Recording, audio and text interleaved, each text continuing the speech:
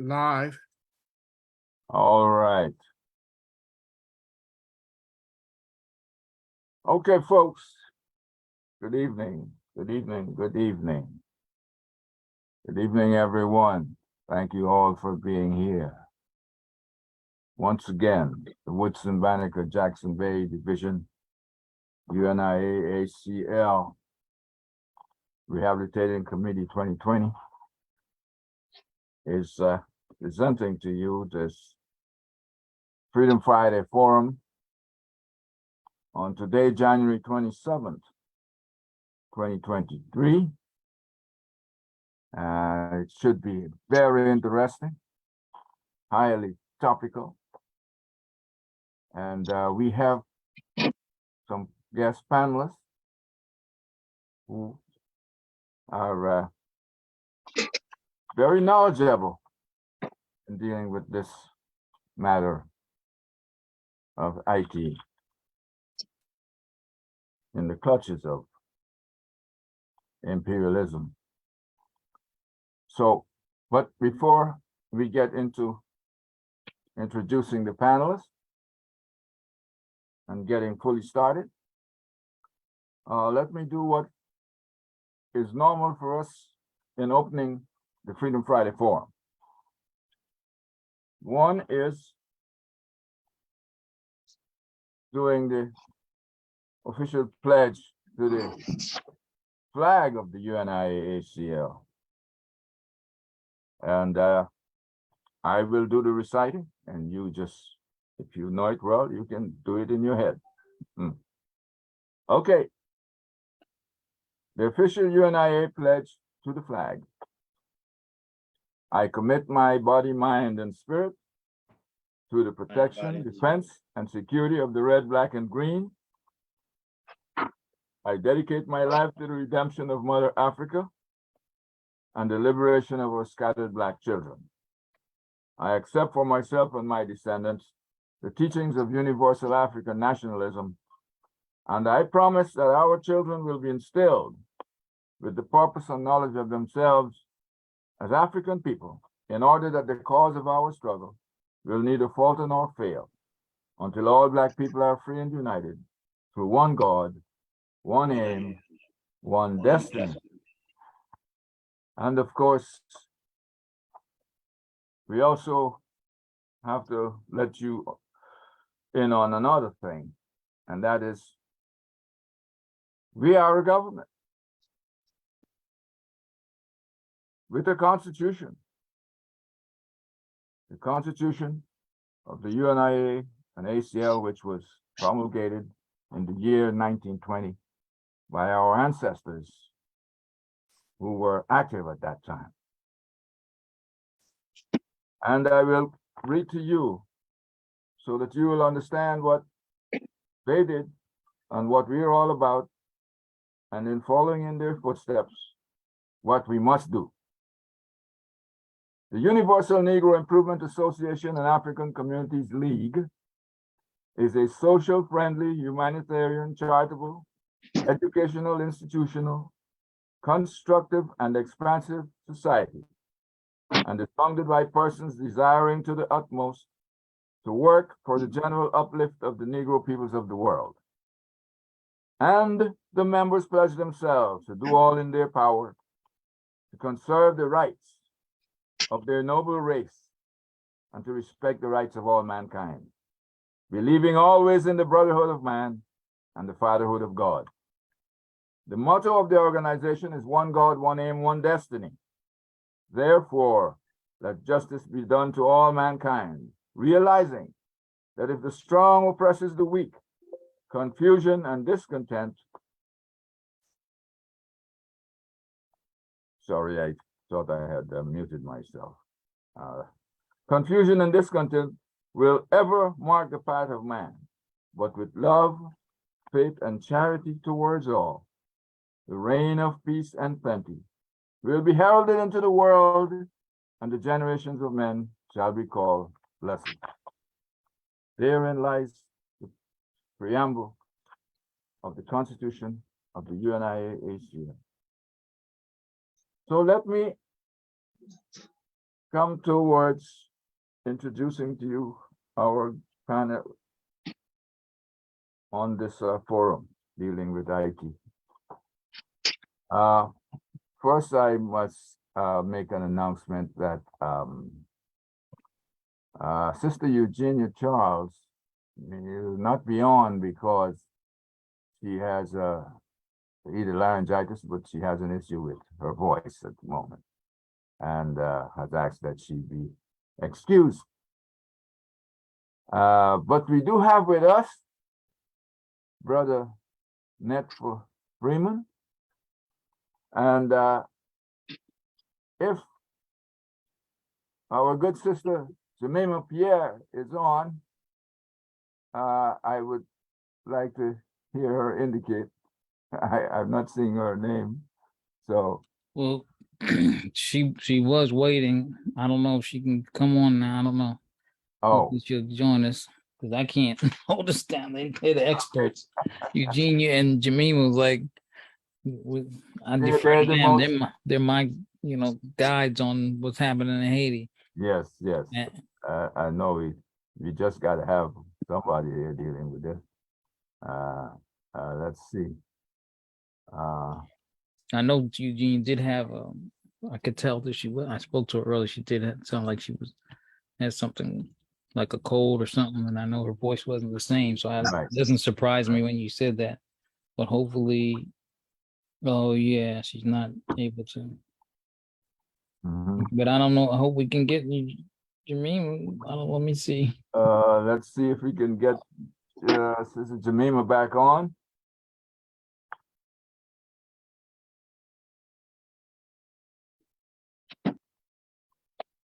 After all, this is totally dependent on that knowledge. If she can stay, she said. She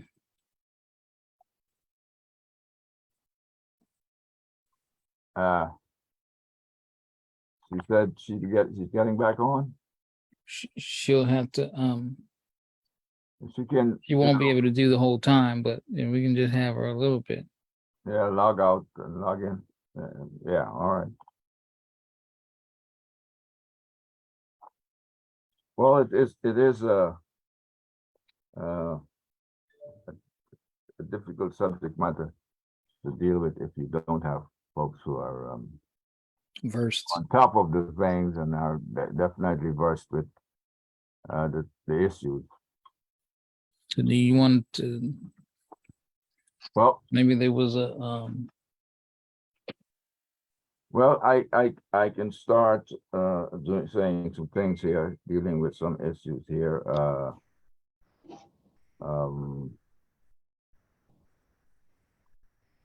First, let me say that the UNIA ACL has always been part and parcel of connecting itself with the Haitian people from the beginning.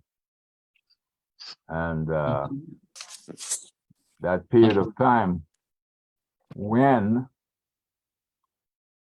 Haiti was militarily occupied by the United States Army, its forces, I think by 1915 to 1934, if I'm not mistaken. The Garveyites were letting the world know of their umbrage to that situation. And I even have, let me read something that Marcus Garvey had, a message that Marcus Garvey himself had sent to at the 1924 convention. He sent a message to the then president of Haiti, Louis Bourneau. yeah, and just to let you know, Jemima has joined us. So okay, thank you for being with us, sister. Yeah, and Marcus Garvey sent this message to Louis Bourneau. It's dated New York, August 3rd, 1924. And that was the time of the convention was on, the fourth, I think, convention, international convention. We are in deep sympathy with the indignation of the people of Haiti in the matter of the rape of the country through a forcible occupation by an alien race. We shall work along with the patriots of Haiti to free her from the yoke of exploitation. Long live free and independent Haiti, the pride of the Black race of the Western world. Our convention sends greetings to you and the people of Haiti. And signed Marcus Garvey, chairman of the convention. So, All right, I sent it now to all those people, okay? oh, Good night, the one somebody on an I talked to iPad, earlier. mute. Thank you. All right. So no, let me welcome Sister Jemima. If you're not muted, you can please respond. And welcome to you as well, Brother Neta, as a member of the panel. Thank you. I'm a junior you. member. A junior member. Yeah, I have to be a junior member. You know, you you try to go to I know better. But anyway, yes, Sister Jemima, did I hear you? Yes, I'm here. Okay, thank you very much. All right. And I just love the background. I just love the glow. I just Yeah. love the shine that's coming out there. Thank It's you still very much. sunny. Yes, it's yeah. Okay, it's sunny. Oh yeah, you there in that sun. Yeah, they're on the West Coast. Yeah. I'm in the West Okay. Coast. All right. Well, my sister, we are having this discussion here this evening. Basically, it's to deal with present day IT. What is it a result of? If we can go back a little, some history. I was just mentioning the occupation, the military occupation by the United States. And where we'll be going from here. Can we see Haiti in some positive sense? Because, you know, Haiti is that it must be one of the most resilient nations in the world for all that it has gone through. From the natural disasters as well as the people caused or inspired disasters, such as the occupation, for instance, and all that has happened since its independence. The slavery by the French of the resources of Haiti, the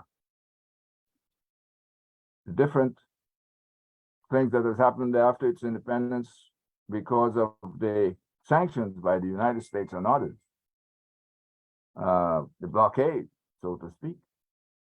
It has not, it failing to recognize Haiti as an independent nation. We of the UNIA ACL, we bond with the people of Haiti. That is why we're discussing this, as I read earlier. Marcus Garvey had a profound sense of empathy for Haiti, the Haitian people, and the Haitian struggle. And so I'm going to turn this over to you because Sister Eugenia has not been able to come on. So you can do your best to give us your sense of history and where we're at today. And then from what you say, we'll have some questions and answers, with some questions maybe from the audience. And so the discussion will go on.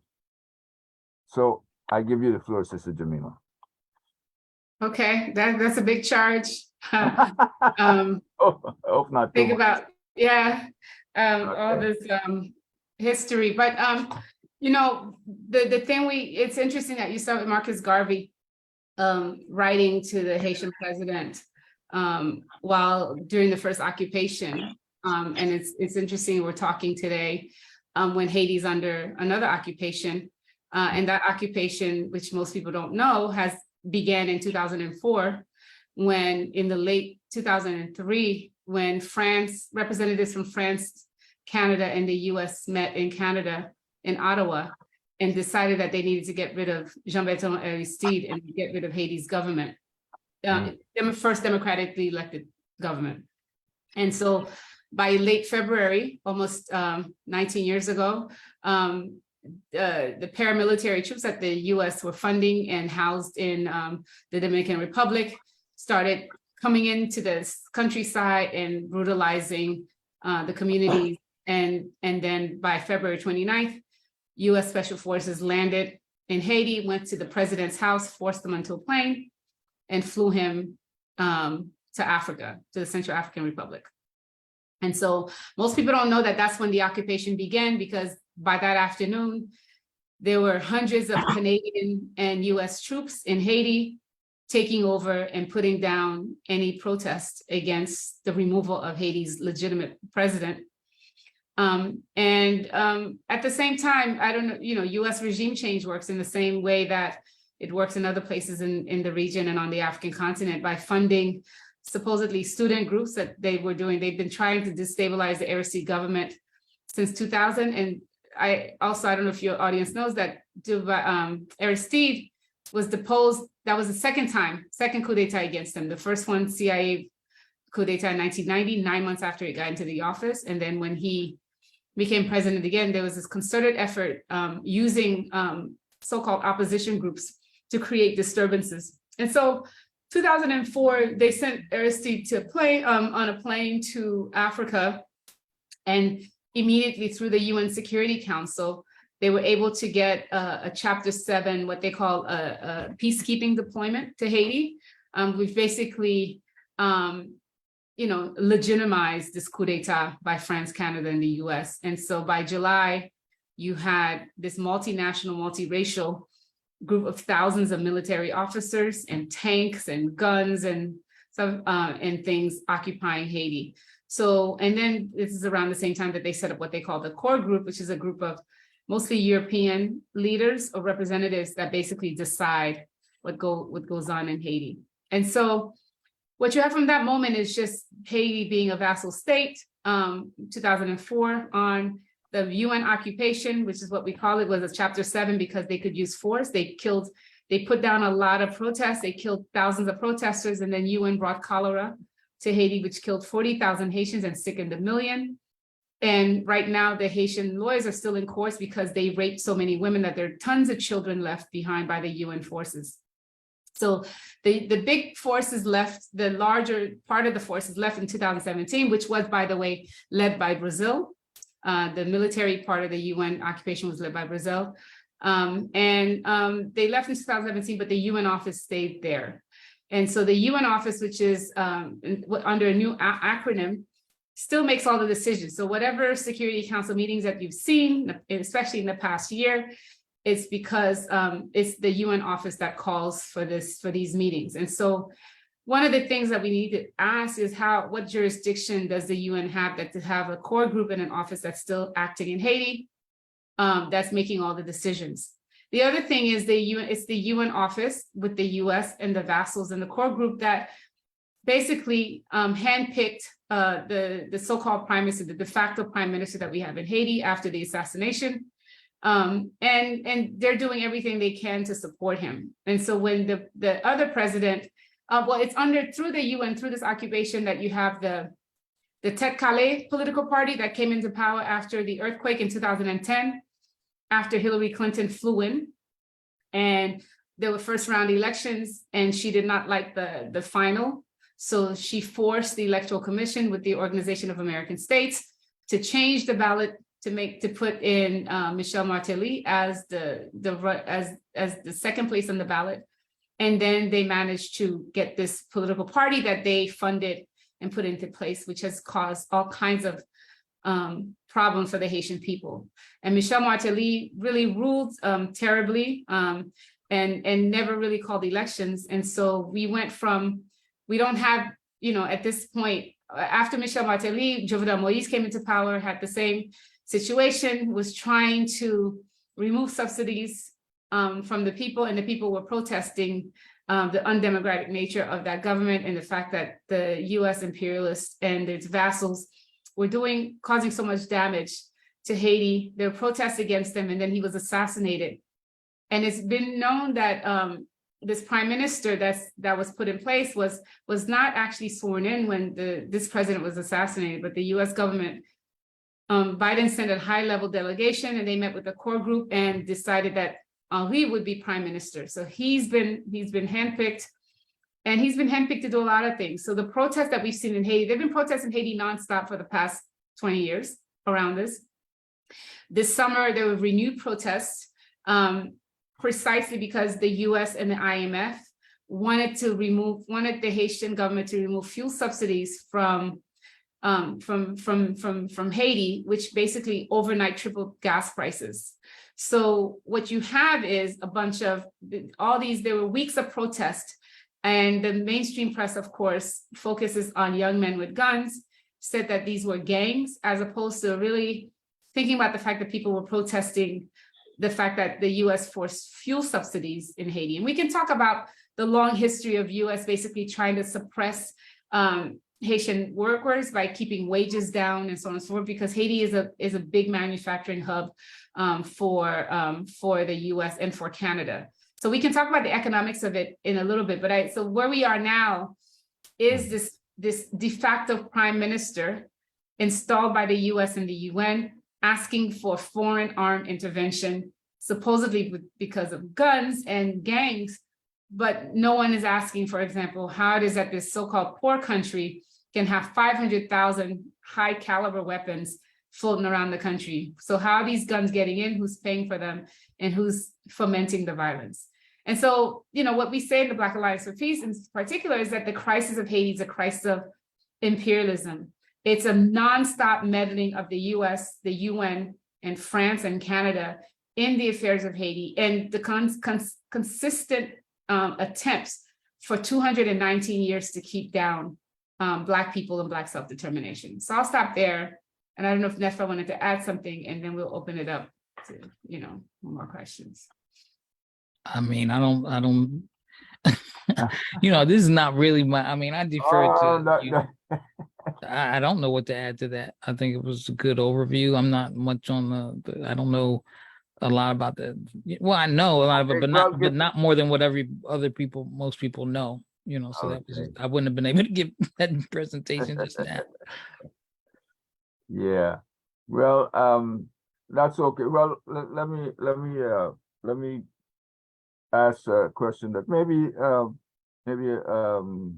it's related to what was said about this imperialist type of occupation that's going on. You know, Haiti, African people outside of Haiti. The question is, how do you feel they're responding to what is going on in Haiti right now? What is your feeling? And coming from you as a person of Haitian descent and Brother Neta as well, you being active in the field, whereby Haiti is being discussed regarding the oppression coming from the imperialists. How do you feel Africans outside of Haiti are responding? Do you think they should be responding in a sense of anger or at least showing a more empathy to what is happening in Haiti? Do you feel that there's something there African outside Haiti being the example here in the Western world of a nation that has fought against its oppressors, has freed itself, being the only example, of course, in recorded history of an enslaved African people establishing an independent nation. Shouldn't we be more cognizant of what Haiti is all about to us and respond to the imperialists regarding what they're doing in Haiti at this moment? What is your feeling?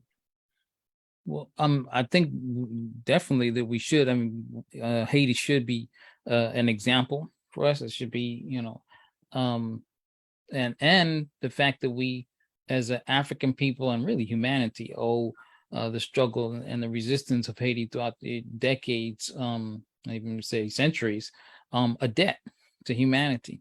But we know why there's not more indignation and organizing around places like Haiti or any other places, because the pervasiveness of imperialism. I mean, it uses all forms of destabilization, trickery and misinformation about places. The example of Haiti is, I mean, even just what's happening on the contemporary level, like right now, it's just not in the news.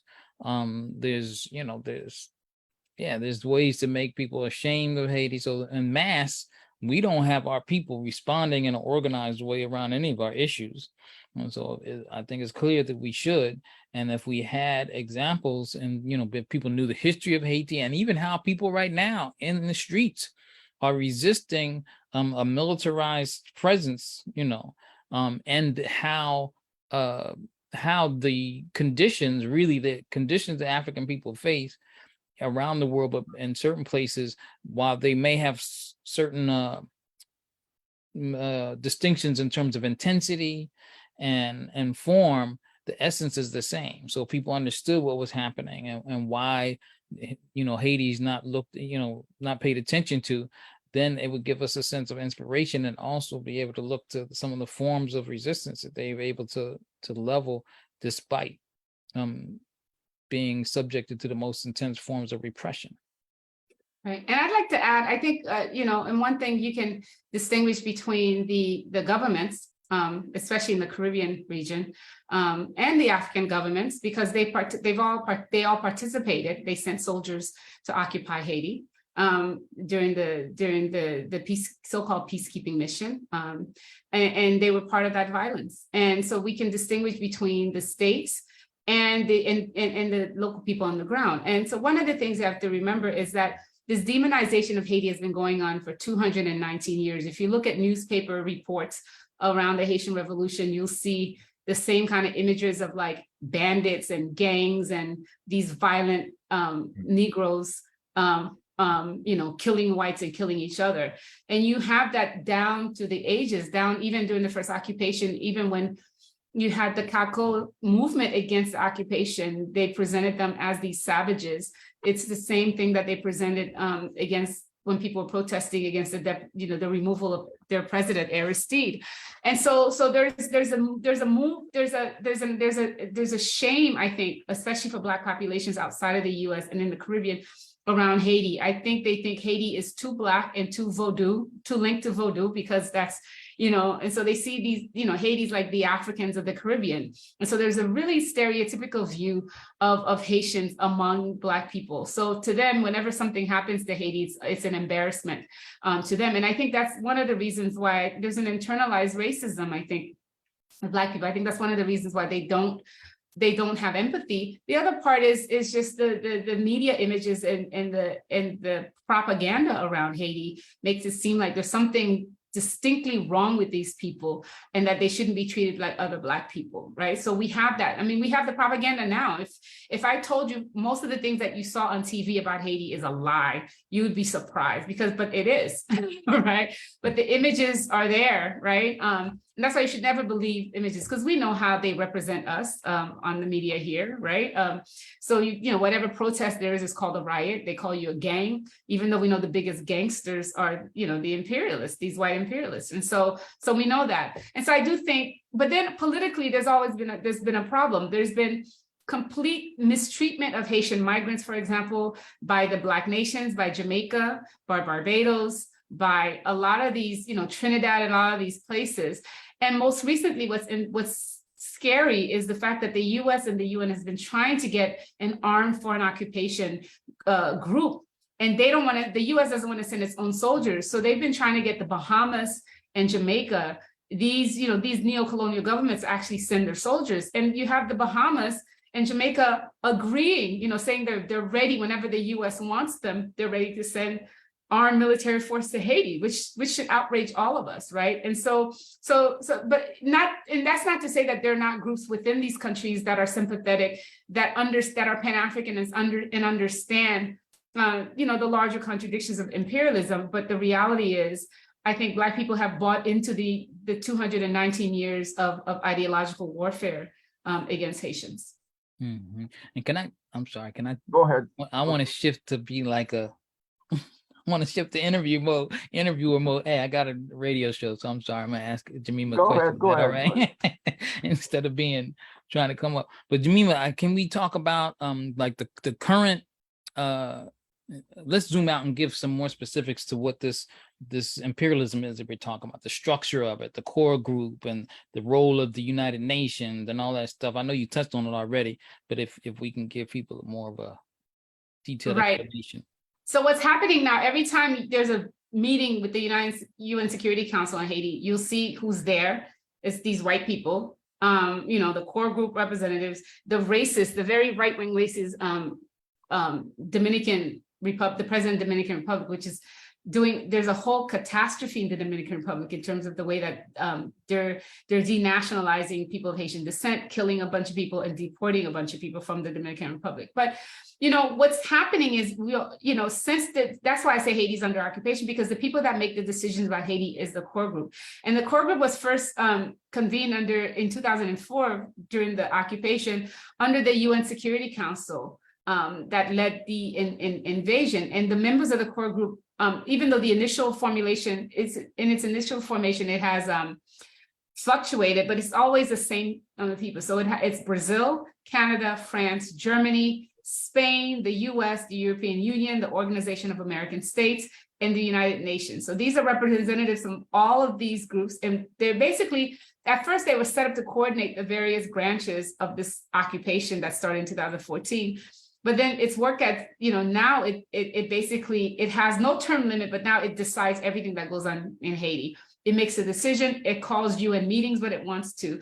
So it has no end date, it has no jurisdiction, but it still makes all the decisions. One of the things about the imperialism in Haiti, which is very different from when the US occupied Haiti in 1915, the 19-year occupation from 1915 to 1934, is that this is a multinational, multi-racial occupation because it deploys the UN. So what the US has been doing is doing proxy wars everywhere, and the UN is become the US proxy. So if I tell you the Organization of American States, which created fraudulent elections in 2016, 2010 in Haiti, the United Nations, of course, the Security Council, not all of the Security Council, but most of the Security Council, the European Union, you see all these Western run organizations are all taking part of running of Haiti. So it makes it much more difficult to call out imperialism when you have participants in other places. The other thing is Mexico,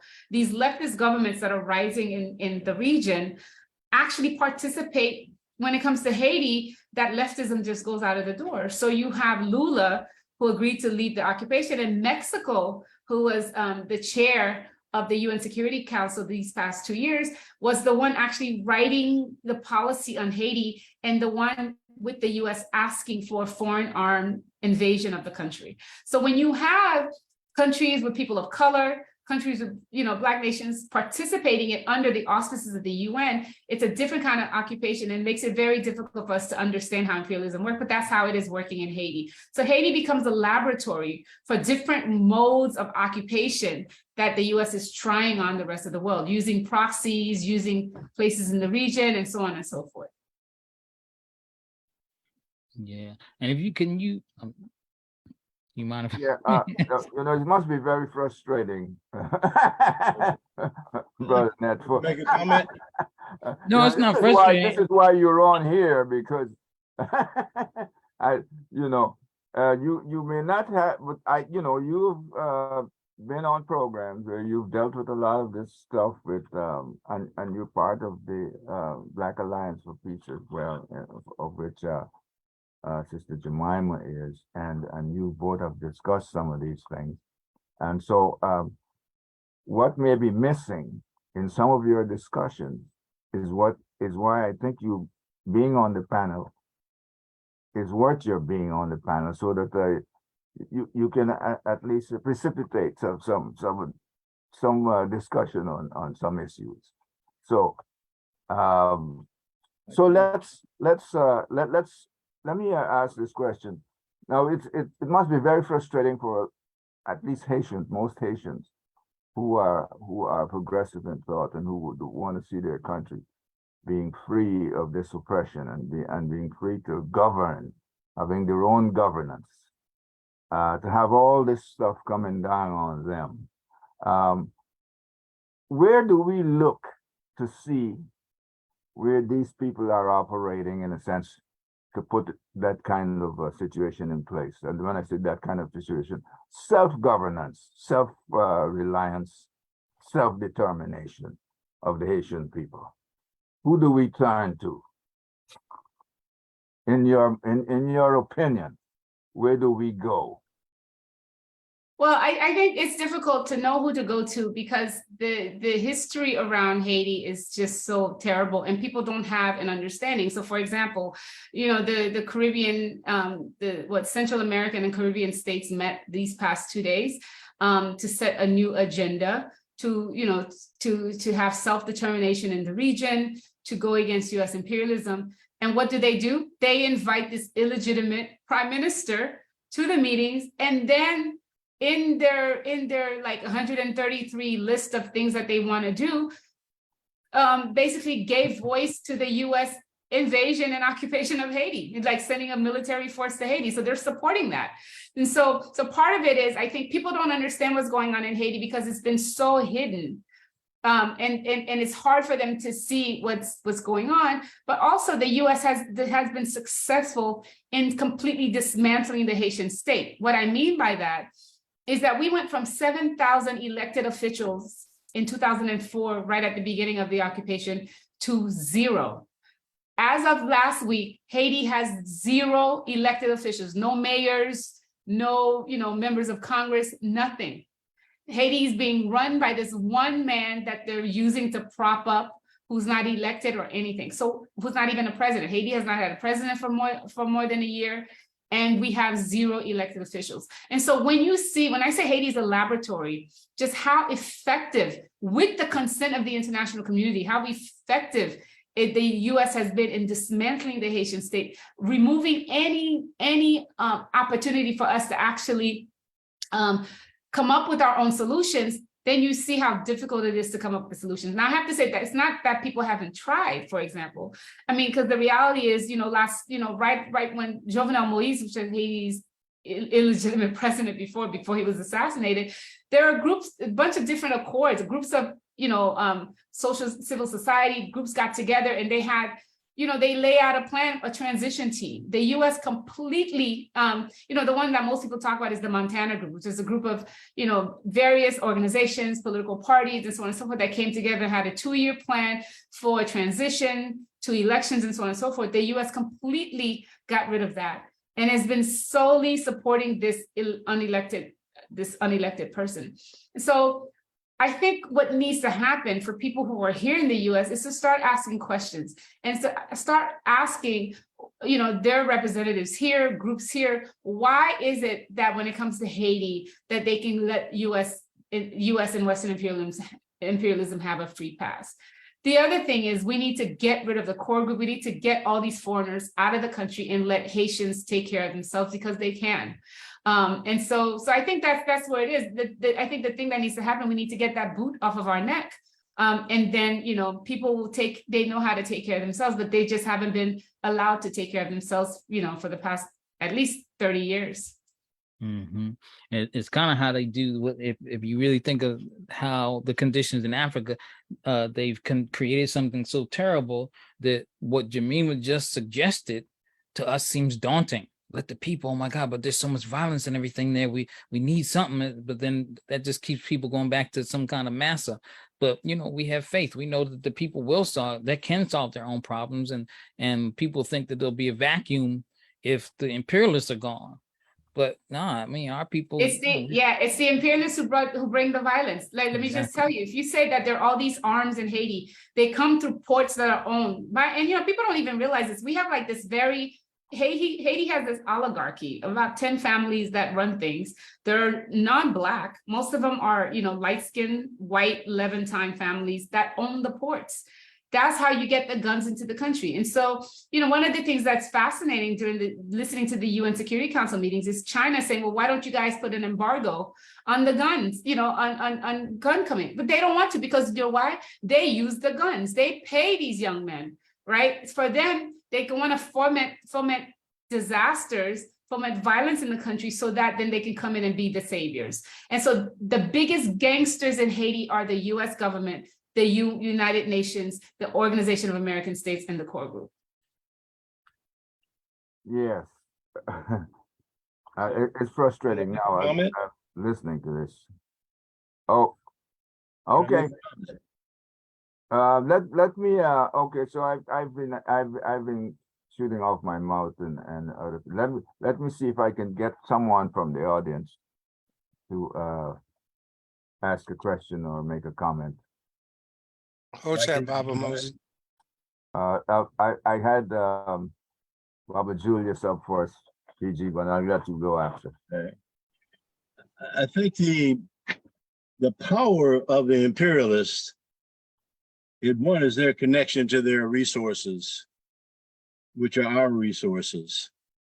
And so even from the revolution, cotton was the business, and the business dropped off so bad for France that they had labor strikes all across France at the revolution, because there wasn't enough cotton for them to make fabrics to sell to India. Now, this commercial relationship is ongoing and has continued to expand, to bring more industries into Haiti that are controlled by European or American forces. So they defend those corporations, and they make those corporations compete against themselves for commodity options and pricing. So they defend that, and they really don't care who the people are. As long as the people have some kind of chief, a political leader that's going to show them what they should do in order to have peace and some longevity of life as they work for these institutions, these industries. Because iridium is still the largest, most expensive mineral coming out of Haiti. And you can't send a spaceship or an airplane anywhere without iridium today. Just one example that's worth something like 10 times more valuable than gold currently. These commercial relationships, they defend militarily, and it's at the expense of the people. But as the people, as a sovereign people, have to develop their own way to feed themselves, which is what the sister was saying. Give the people some room to be able to build for themselves, then sovereignty could grow. But Haiti has never had the opportunity to have sovereignty since the revolution. Right. And I have to say the revolution, it does matter, because there is something to be said about the fact that I think that the Europeans are still angry at Haiti for defeating them. And I think that's, there's the economic part, which I understand, but there's the fact that Haiti is Black, and this Black nation defeated the most powerful army in the world at the time and destroyed the slavery system. And so I think that's very important to remember. But I think you're right. I mean, one of the, the things, there's this, one of the things people don't realize, for example, is that Haiti is the most populous nation in the Caribbean. A large labor force that the US has been trying to get access to, especially since the 60s, 70s, because, you know, they wanted, and then later on the 80s and 90s. And so, and it's also a place where a lot of people still own their land, you know, unlike other places in the Caribbean. And so what you have then is, first you got to do is remove people from the land, right? And so, you know, Bill Clinton was crying, and this horrible man, Bill Clinton, because he killed the Haitian rice industry. Haiti was producing its own rice. They killed the Haitian rice industry. They killed, you know, under Reagan, they forced, under Duvalier, they forced them to kill all the black pigs, you know, the traditional pigs in the Caribbean, so that they can import pigs from the Midwest, white pigs, right? The symbolism is crazy there, right? But then also Haiti's a manufacturing hub, and they've been wanting that. They want cheap labor. They want to remove people from their land, because Haiti's still primarily an agricultural country. They want to remove people from their land, so people come in and steal your land, right? So this past government, that the president who was killed, he basically took like 30,000 acres, gave it to an oligarch who then sold it, you know, who rented it out to Coca-Cola so that Coca-Cola can grow stevia for Coke. Right? So you have all of that. So they want a cheap labor force. They want to take the land. There's all these minerals. They're saying there are about $21 trillion worth of minerals under Haiti's land. There's oil, and people are saying actually there are people pumping oil right now on the coast of Haiti. And people will tell you that in northern Haiti. But then the other thing is, as the US gears up for its supposed war against China, there's this area in the northern part of Haiti that's right, if you look at the map, it's right at the top. It's called Mole St. Nicholas. It's a tiny little, almost island inlet outside. And the US has been trying to get Mole St. Nicholas from Haiti since the 1800s. In fact, they sent Frederick Douglass, who was the envoy to Haiti, to try and negotiate with the Haitian government to have access to that island, to that little island, Mole St. Nicholas. Because if you look at it, it's a straight route from like the southern US in between Cuba, and takes you straight to the Panama Canal, and it's easy access to the Pacific, right? So they still want that land. They still want that island. And the reason they had to build Guantanamo Bay is because they couldn't have access to Mole St. Nicholas. So there's this clear, you know, in addition to like the emotional, psychological thing of these white people always wanted to keep down the country that brought them down, there is this clear economic gain that these Europeans want from Haiti, and that's why they won't let it go. Thank you. Okay. All right. Thank you for that, my sister. President General, you had something, a question? Well, not so much a question, but more so in accord with the sister Pierre, if I'm saying your name correctly. Mm-hmm. Yes. Understanding the European occupation of Haiti truly relates to the fact that Haiti defeated them on the battlefield, truly. But it also relates to the fact that imperialism is always intended to incorporate, enslave, and profit from the people of African descent. America is not alone in this process, but it leads it. And part of what our challenge is to challenge the ability of the government to make that type of onslaught on Haiti, and recognizing that many Haitians that are confused and are accepting the will of the imperialists, as I call the proletarian, to do their will. Because the independence of Haiti relates categorically to the independence of Africa. The independence of Africa will secure the independence of Haiti. Haiti. The independence of Haiti tells Africa you can stand without that European entity. We as an African people, as taught by the Honorable Marcus Messiah Garvey, need to recognize our strength is in one and in unity.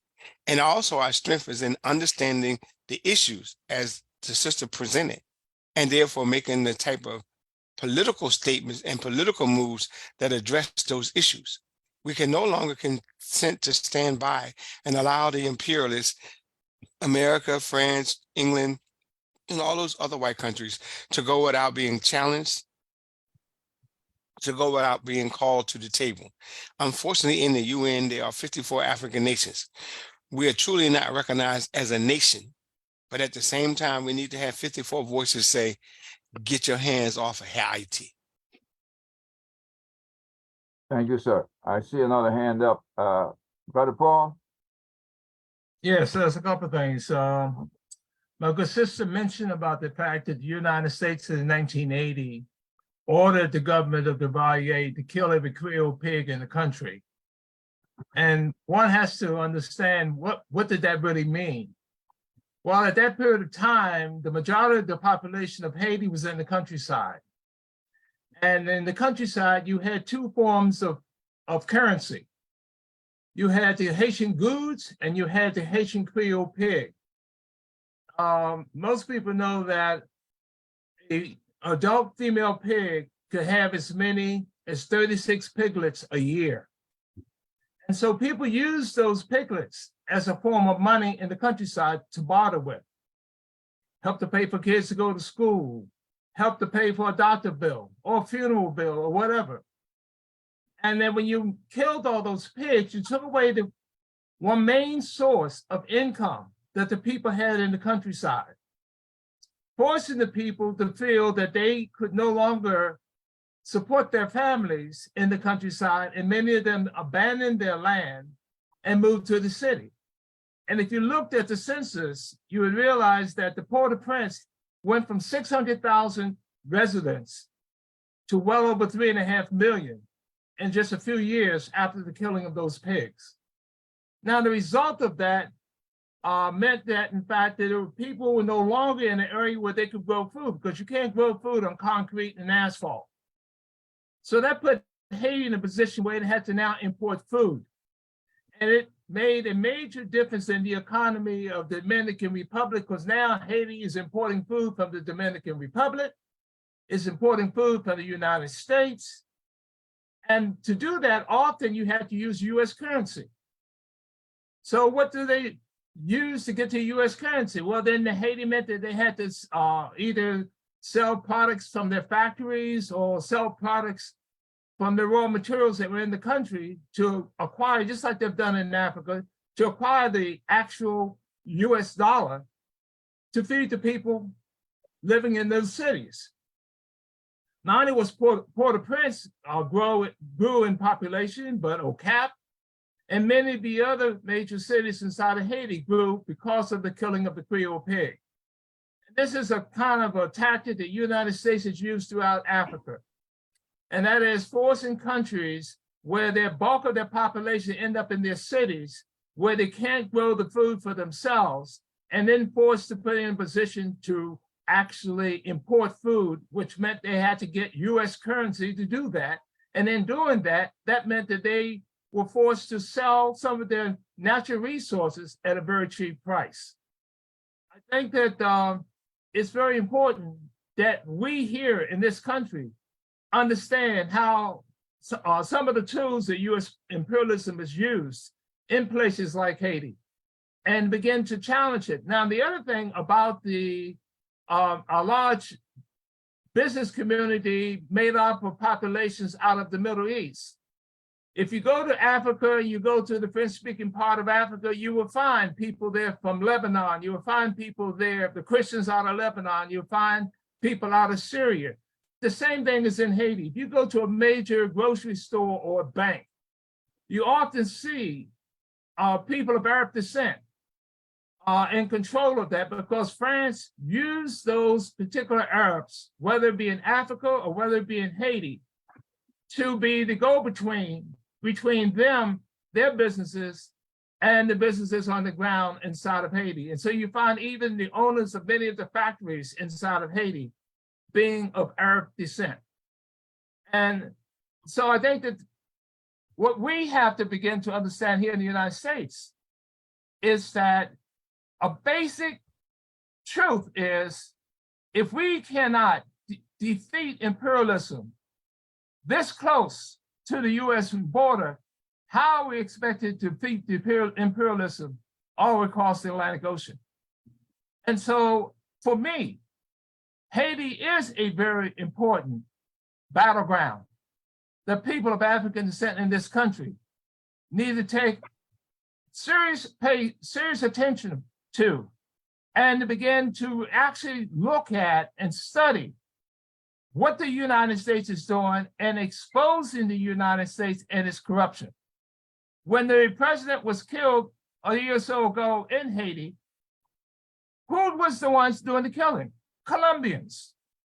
At that point in time, what country did the United States give the most military and police aid to in South America? Colombia. When the head of the national police in Colombia was asked about the Colombians who were there inside of Haiti, his response was, from his understanding, they were working on behalf of the US DEA. So, but again, we're not challenging the role the United States is playing in messing with internal affairs of Haiti, yet they want us to be all up in arms and talking about Ukraine. You know, we should be challenging it by using these contradictions of US foreign policy in countries like Haiti and begin to say, hands off, stop messing with the country, and we should be challenging the US government. One of the problems too often here is that once the US elects a Democratic president, Black folks sit on their hands. And they are not as interested in challenging the government as to what they're doing. And we have to really begin to educate our community that the Democrats are not the saviors of Black people, of people of African descent. Thank you. Thank you, my brother. Now, there are a few hands up, but before I get to those folks, let me see if, Sister Jemima or Brother Neta, if you have anything to add to that. No, I'd love to take questions. We're talking. Okay. All right.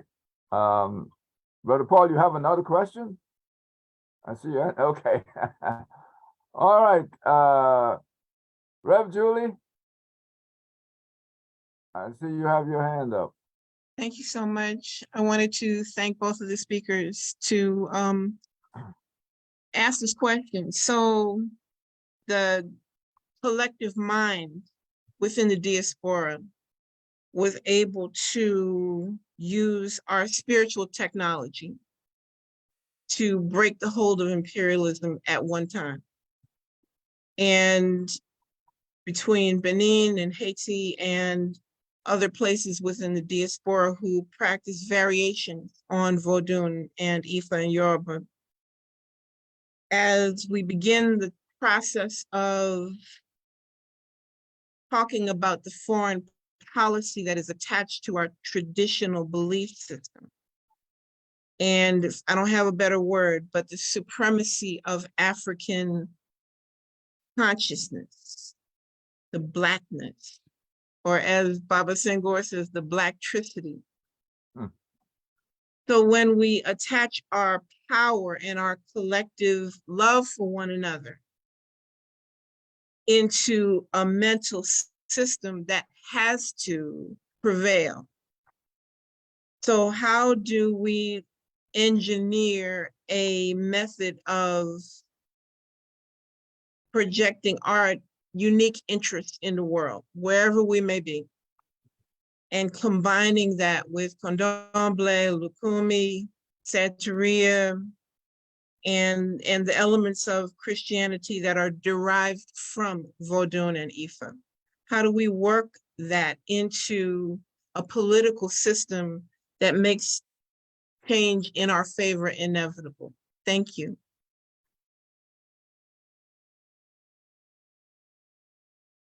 All right, I think that's probably for Sister Jemima. Yeah, I'm not sure I'm not sure I can answer that, right? I mean, I think part of it is, spiritualism is actually what's probably keeping people alive right now in Haiti, despite everything else going on. And so part of that, I think, I think it needs to happen on multiple fronts, not just in Haiti. And so I think, that's a question that, we have to ask, everyone has to ask themselves here, there, everywhere, to figure out how to harness our combined African spiritual legacy as a way to get rid of this imperialism that's really killing us all. So I don't know. I mean, so it's a hard question because I don't know how to answer it besides to say that, you know, that's one thing that's keeping people going at this point, especially in you know, in the context of Haiti under you know, this really big distress that we're under. I think you're absolutely right, my sister. I think you know, and Rev Julie fully understands that, you know, we as a people, we have to first respect what our history is, what our culture is, what our spirituality is. A lot of that has been removed out of our psyche, and so it needs to be rehabilitated.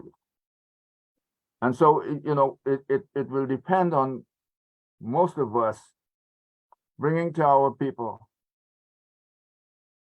that idea that your spirituality, your history of that should be recognized and respected by you, and not just a book with the narratives of those who have stories to tell you that whoever are the heroes in those stories are superior to you, and you must worship them. Because of course, they're not bringing the images to you as images you should identify with, only as, of course, that superior being that you should worship. I hope I'm making sense there. But anyway, I see another hand up before I go. Before I go, let me, Baba Congo, did you have a question? Yes, I do. Okay. Hey, greetings, everybody. Thanks for passing our Fridays on this great subject. Since 1804, France and the world has had an embargo on Haiti, making it one of the poorest countries in the Western Hemisphere. Since 1960, they've done the same thing to Cuba. I know they want to do it to Nicaragua and Venezuela and so forth and so forth. The bad thing that I find that's happening is that quite a few people that are supposed to be Black leaders are scared to be Black. Okay. I mean, no Black country should be thinking about following the lead of the OAS and the UN and the United States to go into Haiti. Okay. Especially Jamaica, where Marcus Garvey is from. And what I find is that I find it's very vulgar, and so therefore I have to use vulgar language. The vulgar language I'm going to use is these people are political prostitutes. And the thing is, we have to change all those dynamics. We should not be in 2023, you know, be acting like we're colored instead of Black or African, and that's a sad part. I mean, it's very sad. I find it sad everywhere. You know, most people don't want to be Black. You know, and they're still looking for. I mean, the phenomenon of Haiti surviving. It's a phenomenon. And, you know, we have to try and do all we can and fight the Congressional Black Caucus in every country. You know, in every country, we're getting more and more Black people in the Western Hemisphere getting elected. But guess what? We need to make sure that, A, they do things that are in our interests. Anyway, that's all I had to say. Thank you, my brother, and I do understand everything you were saying, and I'm sure everybody else does. You know, you're right. We do have a situation where even when we vote people in and they look like us and they supposedly represent us. You know, they go in another direction because they acquire certain privileges when they get into certain positions. And like what the US as an imperialist does to some of the countries, they do the same thing to some of our representatives here in the United States. The threat of losing your privileges, the threat of losing that high style of living, the threat of losing the hobnobbing with the rich white folks and the powerful is what a lot of our folks are afraid to lose. And so they get together with those who oppress us and continue the same old story. It's not unlike what happened even during slavery. You know, we had what you call the slave drivers. There were some people who were put into place, given privileges, handed a whip, and sent out there to whip you so that you can work harder. It's been done before. The white folks are good at it, and they continue. Now, this is where Garvey come in, but I'm not going to go there. This is about Haiti.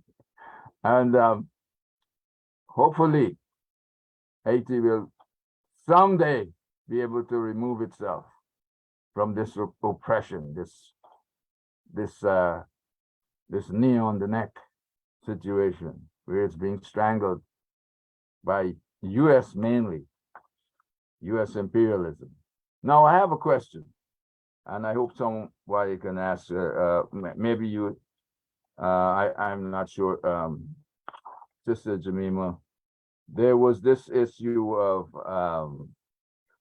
the Collier development plan. Paul Collier, I think, was the name of this person coming out of Britain who had some kind of plan. After, I think that came up after the earthquake or the removal of the leadership in Haiti early in the 2000s. This plan was supposed to pump money and all that into Haiti to help develop Haiti and make available an improved lifestyle for all Haitians. If you know about this and this has been put in place, where's the evidence that this has been done? I think, as a matter of fact, I think you may well know about this because the Clintons were involved with this. So where's the evidence that this has been put in place? Do you know? You know, Haiti is a moneymaker for these people. So there's whatever the plan was. I don't remember the details of the plan. I remember when he suggested it, and I think part of it was to figure out. So what, for example, one of the key things was, you know, the Red Cross raised $1 billion for Haiti, supposedly, and built 6 houses and pocketed the rest of the money, right? So you have that. You have Bill Clinton, Bill Clinton and George Bush, who Barack Obama put in charge of the Haitian recovery after the earthquake. What did he do? He ended up investing in hotels. You know, they built 2 hotels in Port-au-Prince, but the main thing, one of the key things was the Caracol Industrial Park in northern Haiti, because the plan dealt with using Haitians as cheap labor. So it was an industrial park, a sweatshop labor in northern Haiti that then they built and then got, I think, a Chinese, a Korean, South Korean company to come run. But all these plans were set to actually remove Haiti, to create Haiti as this vast labor pool in sweatshops, and to move them from their land in particular. And so the one I remember the most, and that was an abject failure, was this idea that basically trying to create, you know, they wanted they wanted sweatshops, all these factories, so that they could be, they have cheap labor. They wanted to start thinking about the tourism industry, which meant Haitian cheap labor for the West to come in and do whatever they wanted. And it was all about this neoliberal economic model that was about private investment and private holding of land and resources, but using Haiti as labor. And, all those things failed. One of the key things that came, I don't know if you guys read the WikiLeaks files, is twice, when Aristide tried to raise the minimum wage, the US went against it. And the WikiLeaks files showed that they wanted to raise the minimum wage, I think, to $5 a day instead of $2 a day.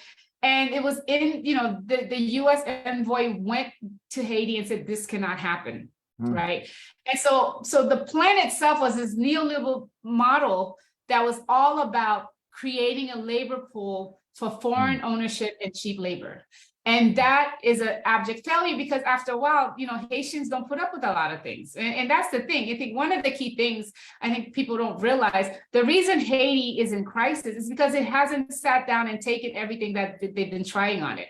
So the reason that Haiti is a problem for them is because they always fight back. They could have easily sat down and said, okay, let me give up my land, and let me, you can come and build your factory, take the land and do that. But they push back every single time. They don't take it quietly. So that's what they become a problem for them. So the other thing I want to quickly say is, what the first occupation, and this is what I tell you, it's a concerted effort, and it's very targeted. When the US government occupied Haiti from 1915 to 1924, they rewrote Haiti's constitution. Now, I don't know if people know this, but when Jean-Jacques Dessalines declared independence, the 1803 Haitian constitution in there says, no white man shall ever come to Haiti as owner and master. No white man can own land in Haiti. The first thing the US government did when it, one of the main things they did was rewrite the Haitian constitution to remove that clause, so that they can then have foreigners and their corporations come in and take up Haitian land. And FDR, who, the racist that everybody thinks is so loving, bragged that he wrote that constitution himself, and he bragged about that. And so we have to understand, like, this economic stuff is very clear about what they want. They want a docile labor force. They want the land, they want the resources. And of course, it's not going to work because people push back.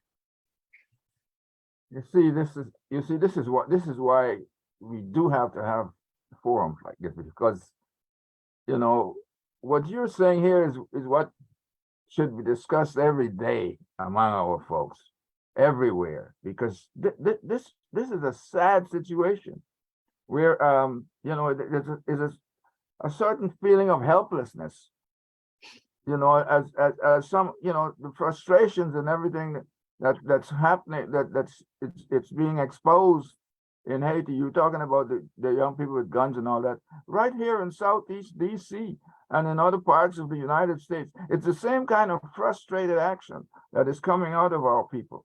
They understand that, for me, these should be our young warriors defending our rights, fighting back against oppression. But of course, a lot of this is being directed in a negative way. It's directed to self.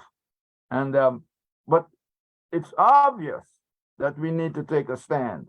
And it's obvious that we need to get back and make Haiti, that prominent picture in front of us, that must be relieved of the situation it's in. Okay. Let me stop right there with that. Emotions, I'm saying,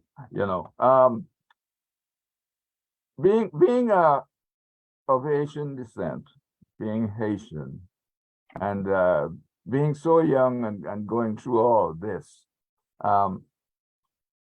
you mentioned a whole lot of things there that seems that there is no sense of relief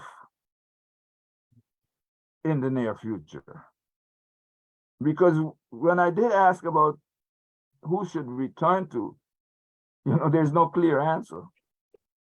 But we've got to find somewhere, somehow, we've got to find this glue that can bring us together to make this thing happen. Right. Is there any sound coming from anywhere and any feeling? I mean, Yeah. Well, you know, the way to answer that is two ways. One, what people outside the Haiti needs to do is to get their governments to take their boot off of Haiti's neck, to get the US out of Haiti, leave us alone, to get Jamaica and Barbados and all these Caribbean nations to stop saying they're going to send foreign mercenaries to Haiti to kill Haitians. So people need to do that. But the other part though, let's think about this. In 1791, the world did not expect a revolution to start. It was dire, right? You know, enslavement, you know, the black race was enslaved throughout the world. Situations was bad. France was making so much money off of Haiti. And then what happens? A revolution, unthinkable, right? As some would say, comes out of nowhere. And I am not depressed. I have not lost hope. And I think you know, out of the mouth of despair comes victory. And if we did it again, we'll do it again. And so we will be free. Don't get that wrong. It's gonna happen. And so out of the mess that's happening right now around the world, you'll see what happens. So.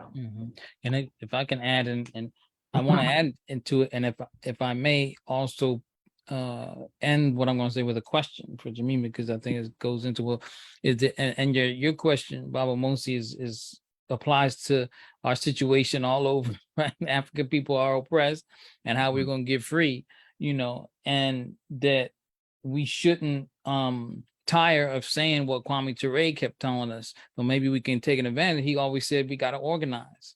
We got to organize. But one of the things that we need to do in this time, after now that Kwame is gone and we're still saying it, and we want to make sure it doesn't just get relegated to a slogan, like something we just say. We need to give some concreteness to it. We need to concretize it, and so that the young people coming up, when they hear us saying it, you know, it's not vague. It gives them some direction. So when we say we need to organize, it means our people have to be in an organization. It means that the organization has to have some structure. It means that it has to harness all of the resources that we could muster at our disposal and create some sort of participatory processes of deciding what happens to those resources. It means that we have to create campaigns that challenge and delegitimize the power of our enemies, right? And so that we're building in the masses of our young people, because right now, we do have young people and they actually are embracing a notion of being Black. Now, a lot of it is misdirected, but that's where we come in. Those of us who are having some political clarity, who study it, who are trying to organize, we have to give that, we have to get past mobilization and make those mobilizations mean something in terms of the next steps, using them to recruit people into something that's permanent and sustained and protracted. And so anyway, that's what I was saying. And the campaign part is something really important in terms of when we say campaign, we're not talking about campaigns like electing people to office campaigns. We're talking about campaigns that have particular goals of demands and goals and things that we're trying to achieve, but they must, the demands must build on each other. They must, because people might adopt demands and it should be something they embrace, but they may not actually know exactly what they, you know, what happens after that. So those of us who are putting it forward and thinking of these things strategically and long-term means that we have to have demands that are movement building, in other words, and that shift power. We don't want to just say, like, for example, they kill our people on the street. They just killed this gentleman. They got the 5 officers to kill some Black officers too. And some of the demands will invariably be, we want justice. We want them to go to jail, right? But that's not going to stop the next people from being killed, right? So if we want to demand that shifts power, then our demand has to be, we want community control over the police. We want to kick out these police in our neighborhoods and establish our own public safety and define it for ourselves and everything, right? And so when we say we want the movement to building demands, then we have to call for the because this is what Jemina was saying. We have to call for the expelling of these forces on the ground, well, some of them on the ground, but they're manipulating things on the ground, the core group and all that, and allow for a lot of people call it civil society, devise participatory solutions to their problems. We have to not just say it to each other, but we have to go march, because we've had demonstrations and stuff, you know, Black Lives for Peace, and we've done them like, you know, where different people around the country, different countries. And then so we have to, and not that we expect the powers to be to just fold and say, oh, we're doing the wrong thing and everything. But the point is to get people involved in the activity, to raise awareness and to build the organization. So anyway, I don't want to just keep on going with that, but I do want to, because I think there's a lot of energy from young people, and this is very interesting. We're having people join Black Lives for Peace, and a lot of them are saying, you know, I've been here and I'm Haitian. My people Haiti. I was born here. A lot of them, Jemima wasn't there, but they were saying, I've heard Jemima, and I was trying to figure out why nobody and other Haitian people in the US aren't saying something about what's happening. And then I came across Jemima, and she was, you know, breaking it down for me. This is what we were looking for. And so they joined like the Black Lives for Peace. So, and this is just one, you know, these are just Haitian, we have all these things. But anyway, I want to end there, but I want to ask Jemima if she can talk because we need to talk about like where we say that Haiti is the entry point into like the liberation of the Americas, our Americas. We also say we're calling for a zone of peace, and using that, you know, defining that people-centered bottom-up aspect of the zone of peace, because you did mention CELAC, and so if you can kind of elaborate on that for us and say where, you know, where the action comes in for us on that. Let me ask you to hold just for a moment and come back to that question. And let's see what Brother Paul had his hands up. Let me see what what's the question or what. Yes, one of the things I wanted to talk about was also is there are a lot of first, I agree with Neta on the fact that the Black Alliance for Peace has played a very important role. In fact, we have organized demonstrations at the Haitian Embassy. We have organized demonstrations at the OAS, and we've organized and tried to educate people, not just in Washington, D.C., but around the country, because we even organized demonstrations in Chicago around Haiti. I think it's important that if we really want to change, Washington, D.C. happens to be in a very important place to push for that change, because this is where the seat of power of the United States imperialism is located. And it's important that we, in fact, stand up and speak out, because if we don't, they're going to act like there's no real big deal. I remember back in the days of the anti-apartheid movement. In the beginning, back in the 70s, it was very difficult to get people out in the streets and demonstrating against the South African regime at the South African Embassy. But by the 1980s, when people became more aware of what's going on in the apartheid regime, you end up having not only people come there to demonstrate, but people there begging, could they get arrested? We need to do the same thing around Haiti. We need to make Haiti number one in ways of trying to organize, educate, and get people involved in putting pressure on this government, because this government has been dictating what's been going on in Haiti for years. And they will continue to do that until we put the pressure on this country, on this government, where we're basically telling them, we're going to make you lose. You're going to lose by disruption and by, in fact, exposure to your foreign policy on the country. And as long as we are not out front and educating the public that what's wrong with the US policy in Haiti, most people are going to just depend on watching MSNBC, CNN, and ABC, and CBS.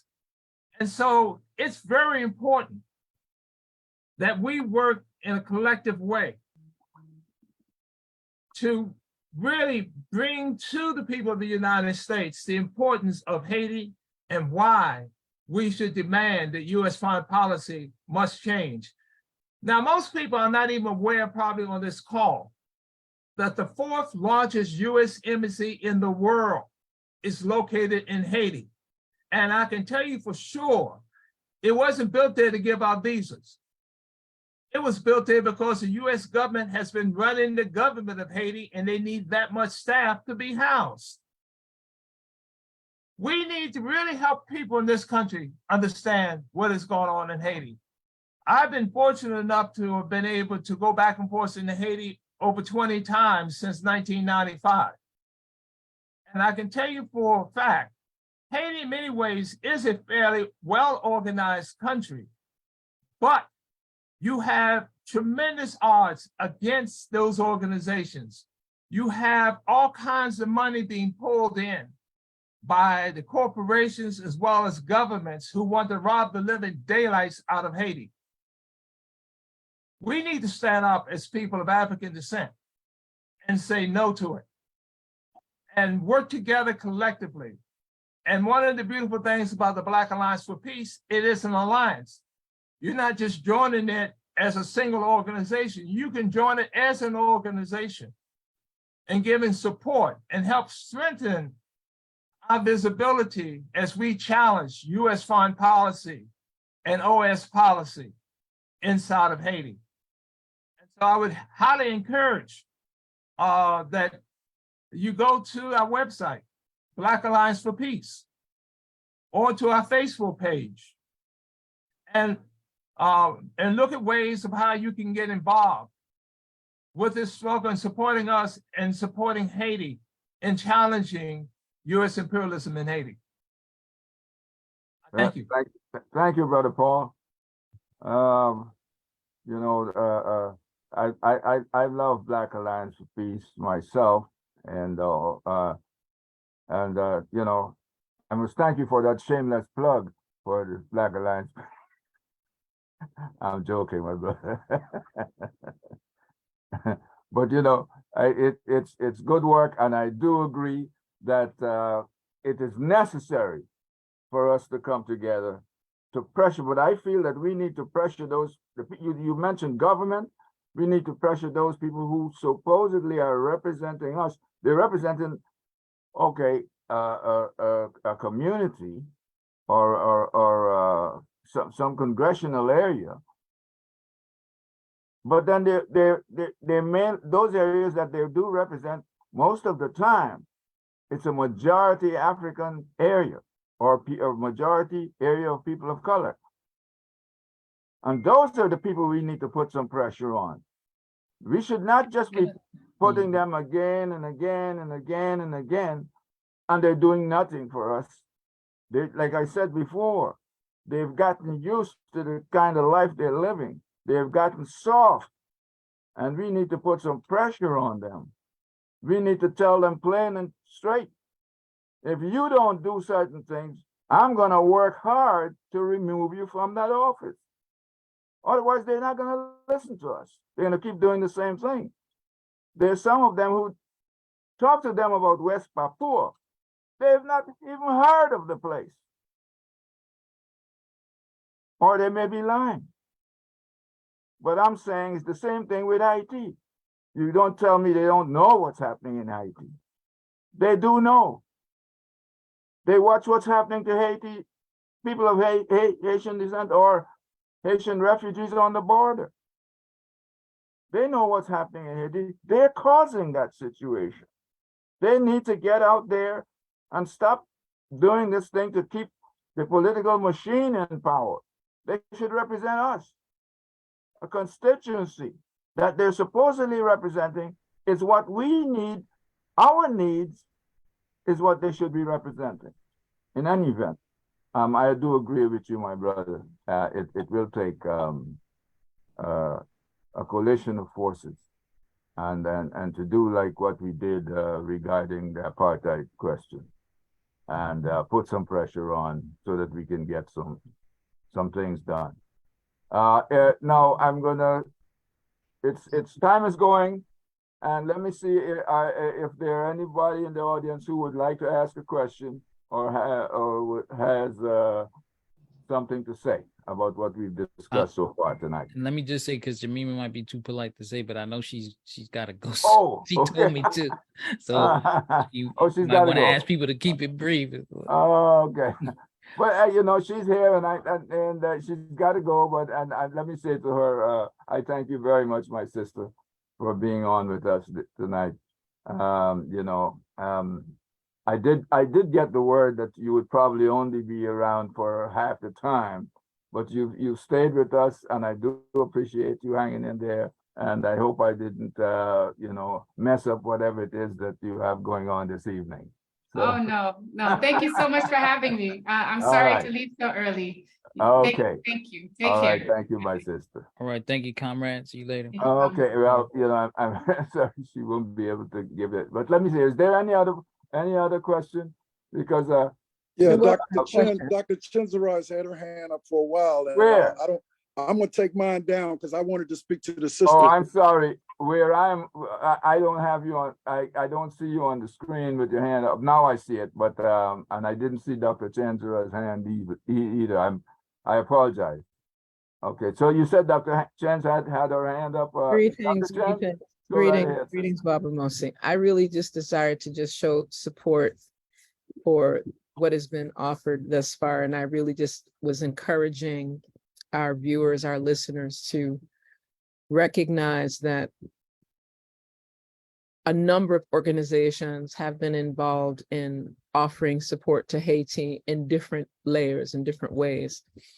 When I looked at the title for tonight and you speak of IT in an imperial vice, we're talking about immorality. We're not just speaking of vice like crush. We're speaking of immoral behavior and actions that have been permitted by international entities that speak of humanitarianism, when in fact they are ¿cómo se dice eso en English? They are pushing a form of genocide and sadism and masochism and outright terrorism, and then using what looks clean around the capitalist imperialist policies to be able to control and keep Haiti, they think, under their foot, when in actuality, it's making the nation stronger. One of the things that I heard, and I wanted to make sure that what I shared was brief, there are international people tribunals that have placed the violence in Haiti and the outright inequity that Haiti has been enduring for centuries, not like decades, not less one century, but multiple centuries.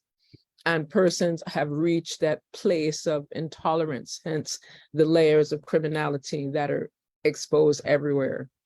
This is also an opportunity, whether it's through what's coming forward in international advocacy, international affair cadres, even the Caribbean Pan-African Network has prioritized the techniques and strategies and action and money of how we are to engage and how we are to deal with offering not just support in chat, but support in action and activity. I heard the comrade Neta speak of organizing, and that is the crux of what's taking place in Haiti, because there are efforts to keep Haiti very disorganized.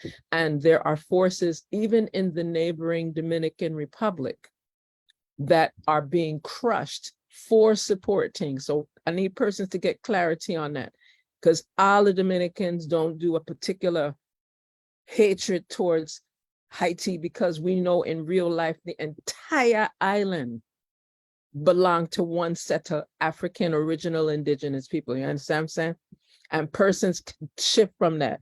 And on the Haiti side, you have persons that are actually contributing to dismantling the very humanity of the people in Haiti. We need to make sure that we get that clarity and look at the history. So I really encourage our listeners and viewers to look at the work of persons like Professor Bello, a phenomenal Asian historian, a phenomenal historian of Haiti, right? And it's very important to look at any of her work, right?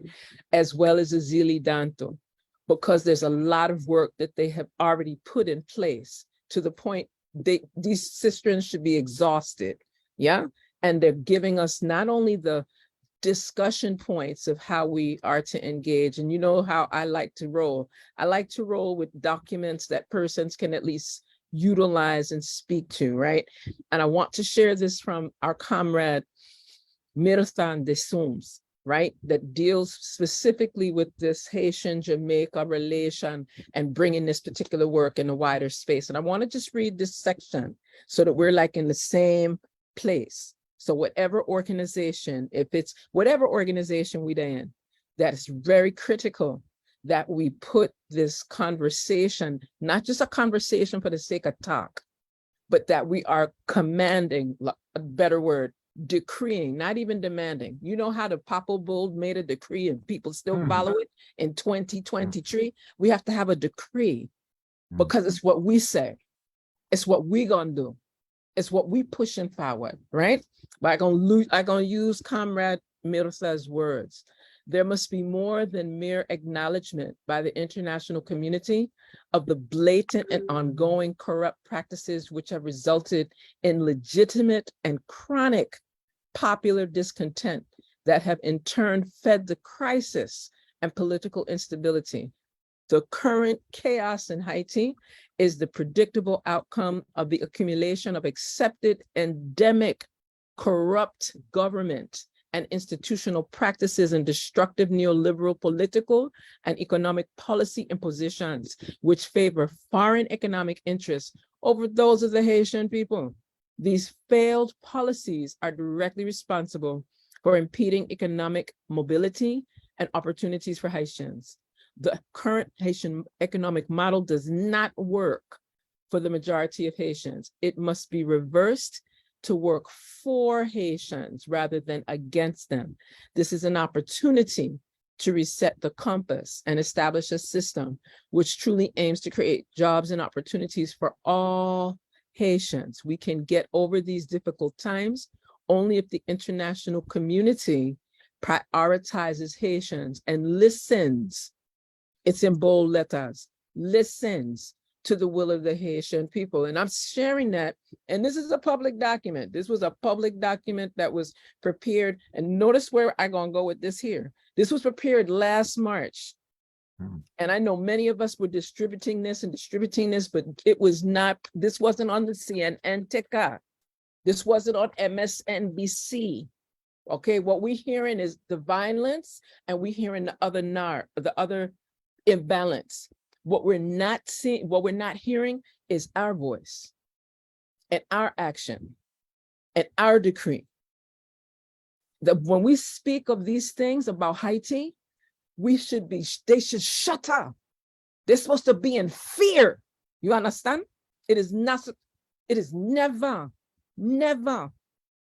supposed to be in a space where they're comfortable.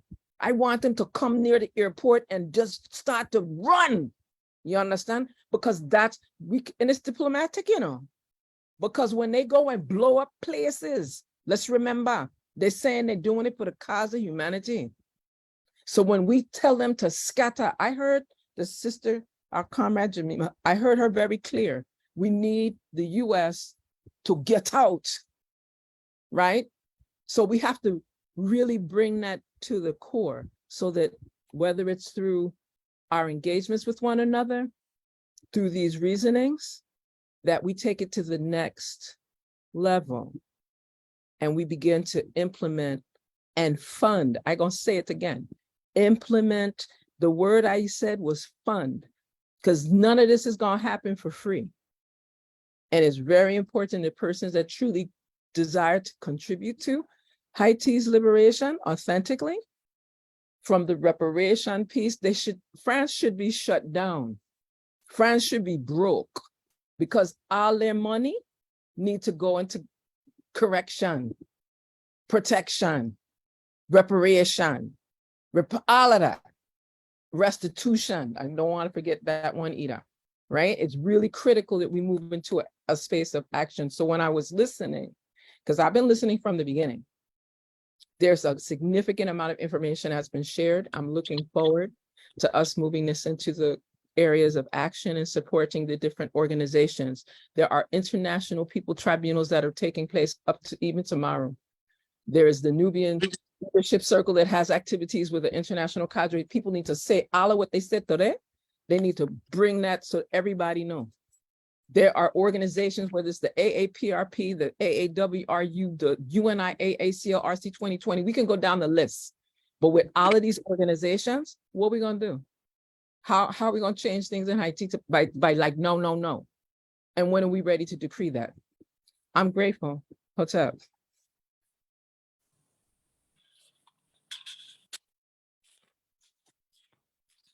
Hotep, my sister. Thank you very much. And that comes from our baby in the UNIA ACL Rehabilitating Committee 2020. That is our second assistant president general speaking. And she's speaking with the power of our sisterhood, joint with all other folks, because it is necessary that we respond to the sisters. And we can't do nothing without them. And so I say, my sister, grateful. And, you know, we do have a lot of powerful sisters among us. And, you know, I've joined with, you know, the Black Alliance for Peace. I know they have some powerful sisters there too. And I tell you, we need to do some things together. We need to ally ourselves so that this work has to be done. And you know, Brother Paul mentioned doing the things the way we did during the apartheid, the period when the struggle was against the apartheid in South Africa. It took a joint effort of many organizations, and it will take the same to relieve Haiti of this disease of imperialist oppression. Okay, if there's anyone else who would like to ask a question of what of the sister or what she has said, or if you'd like to make a comment, yes, go right ahead. Yes, it is. Can you hear me? Yes. I just want to say to everybody, thank you. And I want to reiterate some of the things that all of the sisters have said, all of them. We have to combine all our spiritual power to do everything we can, as soon as we can, to exonerate the Right Excellent Honorable Marcus Mosiah Garvey, get reparations, get on the battlefield in Haiti, because if we don't free up Haiti, we can't free Africa. So Africans are obligated to get up off of the apathy, and it's our job to wake everybody up we can possibly wake up to get busy joining an organization. But let's don't stop there. All organizations must form organized efforts to bring the action that's required to stop the killing and the massacring of African people at home and abroad, particularly Haiti. Race first, everybody. Thank you, my brother. It's now just about a little time left, and if the President General is still there, maybe he may want to have a last word. PG? PG's gone. Okay. All right. He's still with us. He might be away from the desk. Okay. So go ahead forward. Paul, did Paul have his hand up? Well, what I'll just say again is that it's important that we work together and educate our communities about U.S. imperialism in Haiti. This is something right at our back door. This is a country that, in fact, you can be there within 2 hours from the state of Florida. I've had the opportunity to go to Haiti at least 20 times, and I can tell you that you will never find a group of people more dedicated towards bringing about change and justice within inside their country. Haiti, in my opinion, is one of the most organized countries I've ever been in, even though the media works very hard to give you the image it's not. But one of the reasons, one of the things you need to ask is, why would the United States put such a huge embassy there with so much a huge staff if it was a country that was very easy to push over? Obviously, it isn't. But they do need our support. And we need to expose U.S. role inside of Haiti. I remember the first time I went there in 1995, I helped organize a delegation to go down there. And this is after they had just brought Aristide back into the country in 94 from the first coup they had. And US troops, Canadian troops, and French troops were all over the place. And some of the delegates in our delegation said they wanted to meet with the US ambassador. That was definitely not one of my ideas of doing that. But being one of the organizers, we set the meeting up and we went to the US embassy. And as I listened to this guy talk, it became very clear to me this guy was CIA. His name was William Swing. And I encourage you to go Google his name. He's dead now, but Google his name and look at where he was stationed as ambassador, and you will see a number of military coups took place while this guy was in their country. Liberia, he went down to South Africa, he was in Nigeria, right before he went to Haiti, and then after Haiti, he went to the Congo. And the day that he left the Congo, he left the State Department on January 20th, 2001. And Laurent Kabila was killed in the Congo. The president of the Congo was killed on January 16th. I mean, we need to expose the role of the US government as it is playing such an extreme negative role throughout the diaspora. We need to really be able, and we can only do that really when we make an effort to really study what the US is doing, because it's dangerous. It's dangerous to our people. It's dangerous to humanity. And here we are right now, and we got the United States spending hundreds of billions of dollars over in Ukraine. For what? When you got people living on the streets, when you got people dying from illnesses that are easily preventable and could easily have been treated. So we need to really challenge, because people think because the Democrats are in office that, oh, everything's peachy-gory. No, it's not. The battle is still on. And we need to challenge this government in every way we can to do the right thing. Thank you very much for the opportunity. All right. We are about to close, but let me ask Brother Netford, any last words? Or I know you have to leave, but any last word? No compromise, no retreat. No, but I will say this though. I mean, what we can't, and I hear what you're saying, but there's a little bit of a difference. I think that our enemies can't be our liberators. We can't be doing things and asking them to do the right thing. They're not going to do that. So the purpose of putting out demands is not because we expect them to meet them. They are for movement building and to galvanize our people, and that for us to, strategically build something that becomes a formidable challenge to these adversaries. They have to be deposed. I mean, that's just like the only solution. And so we got to be very clear about that, because when we go to the people who need a little bit more political education and understanding, they're going to have to be clear about it. We can't, because they might be involved in reforms right now and that sort of a reformist, approach. But in their involvement in it, and any involvement and participation we give to it, needs to be focused on trying to bring them to this position, this understanding that our enemies are our enemies.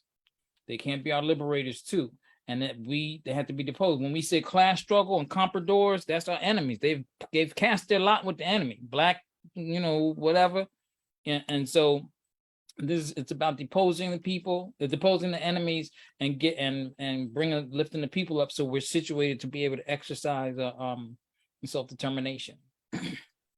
Thank you very much, my brother. Thank you. We have right. come to that point where we will close. And as the president of the Woodson Banneker Jackson Bay Division of Universal Negro Improvement Association and African Communities League, Rehabilitating Committee 2020, I bid you all good night. Good night. Thank you. And hope to see you again. And you know, let's move on and let's work together. So thank you very much for being here.